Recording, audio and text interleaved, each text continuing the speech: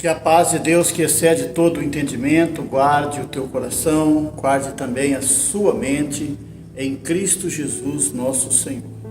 Queridos, estamos de volta mais uma vez trazendo conhecimento, e este conhecimento através da leitura e da meditação da Palavra de Deus. Hoje é segunda-feira, é dia 27 de março de 2023. Estamos iniciando mais uma série de vídeos. E o tema dessa semana é as consequências do afastamento de Deus. Meus irmãos, quando as pessoas esquecem que há um Deus no céu, começam a fazer coisas que deixam qualquer um perplexo. Hoje estudaremos sobre um determinado banquete. E se esse banquete pudesse ser pintado em uma tela, no quadro retrataria a situação moral e espiritual não apenas de um líder, de um rei, mas de um reino inteiro.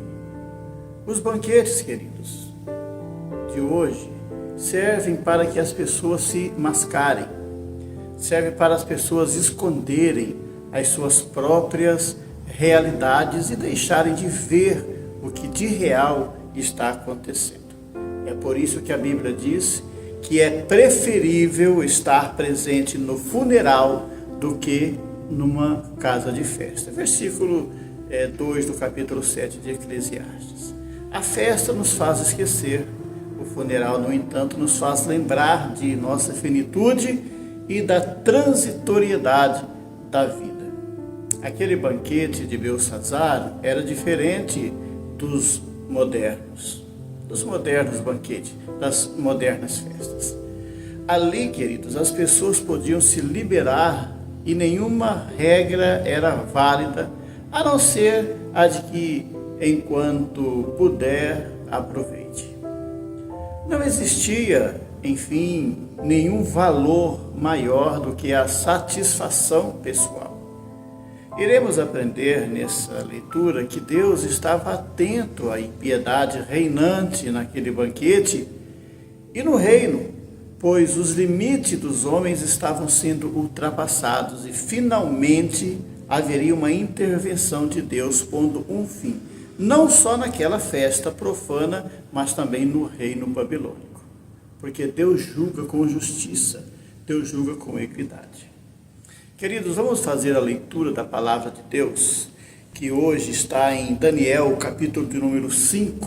O versículo é do 1 até o versículo de número 4, e está escrito assim na palavra de Deus.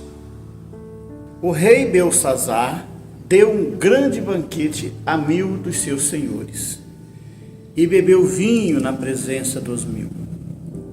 Havendo Belsazzar provado o vinho, mandou trazer os vasos de ouro e de prata, que Nabucodonosor, seu pai, tinha tirado do templo que estava em Jerusalém, para que bebessem neles o rei, os seus príncipes, as suas mulheres e concubinas. Então trouxeram os vasos de ouro que foram tirados do templo da casa de Deus, que estava em Jerusalém, e beberam neles o rei, os seus príncipes, as suas mulheres e concubinas. Beberam o vinho e deram louvores aos deuses de ouro, de prata, de bronze, de ferro, de madeira e de pedra. Queridos, o tema deste vídeo é ultrapassada os limites. A princípio, poderia parecer um falso moralismo da minha parte a criticar um banquete, como eu estou fazendo neste vídeo. Realmente não há nada de errado em se participar de uma festa, de um evento, de um banquete em si. É saudável manter amizades e comunhão com as pessoas. É uma das formas de consolidar amigos, é convidá-los para participarem de festas juntamente conosco. Porém, aquele banquete estava longe de objetivar consolidada amizade. e ser uma festa com alguns padrões de moralidade e decência. O mesmo pecado, queridos, de Nabucodonosor, que o havia levado depois ao estado de humilhação, estava agora presente nos procedimentos de Belsassar. Qual era este pecado? É o pecado da soberba. Note você que ele procurou dar um grande banquete a 1000 dos seus grandes, conforme está registrado no primeiro versículo. Ainda havia a participação de suas mulheres e concubinas, conforme o versículo 2. Era uma demonstração de poder, demonstração de riqueza. Era um banquete para exibição, pois o próprio rei bebeu o vinho na presença dos 1000, conforme o primeiro versículo.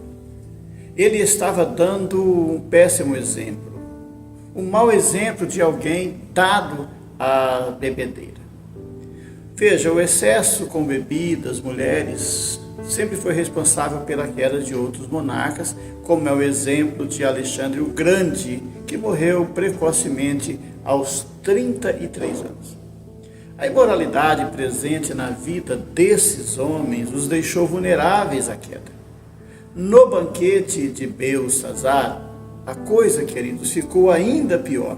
Aquele banquete poderia ter terminado com a bebedeira do rei, os convidados indo para casa arrastados e carregados, como sempre acaba muito dessas festas mundanas, que não impera nenhum tipo de decência e nenhum tipo de moralidade.